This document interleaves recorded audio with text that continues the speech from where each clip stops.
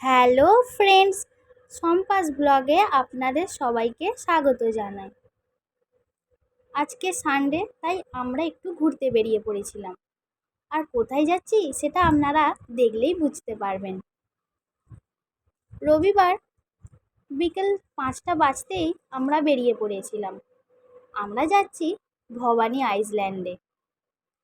আর এই আইল্যান্ডে যেতে যেতে যে রাস্তাগুলোর ওপর দিয়ে আমরা গিয়েছিলাম সেইগুলো আপনাদের সাথে শেয়ার করব। এই যে একেবারে ওপরের ওভারব্রিজ, আমরা এখান দিয়েই গিয়েছিলাম। এইখান থেকে বাইরের চারিদিকটা দেখতে এতটাই সুন্দর লাগছিল, যেটা আপনারা দেখলেই বুঝতে পারবেন।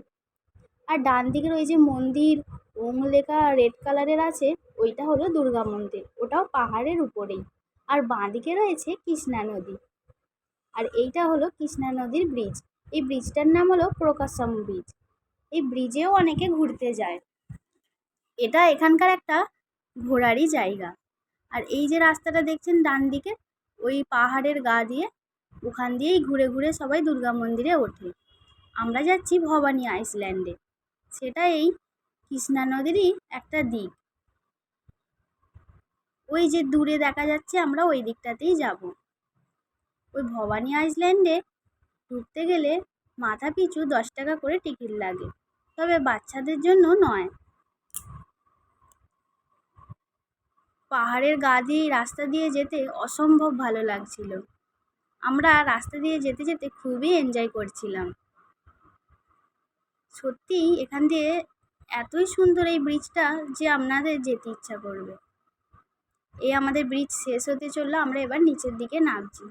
আমরা চলে এসেছি ভবানী আইল্যান্ডে। এখানে আমরা টিকিট কেটে নেব, তারপর ভিতরে চলে যাব।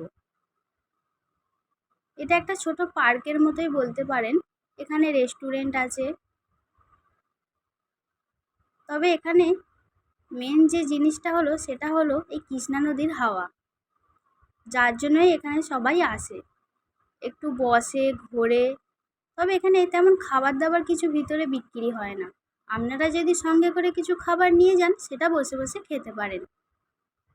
কলকাতাতে আমাদের যেমন গঙ্গা নদীর পাড়ে সবাই বসে থাকে, তেমন আমাদের এখানে কৃষ্ণা নদীর পাড়েই সবাই বসে থাকে। মোমো একটু এনজয় করছিল, ঠান্ডা হাওয়ার মধ্যে ঘোরাঘুরি করছিল। তারপর এই যে বেলা পড়ে গেছে, একটু সন্ধে হয়ে আসছে। কি অপূর্ব সুন্দর লাগছে চারিদিকটা দেখতে, দেখুন। আমরা বেশ কিছুটা ফটো তুলেছি, ভিডিও করেছি, একটু বসে রিলসও বানিয়ে নিয়েছি। তারপর এখানে দেখলাম যে 3D শোও হচ্ছিল। মাথা পিছু 100 টাকা করে নিয়েছিল, তবে আমরা আজকে আর 3D শোটা দেখিনি।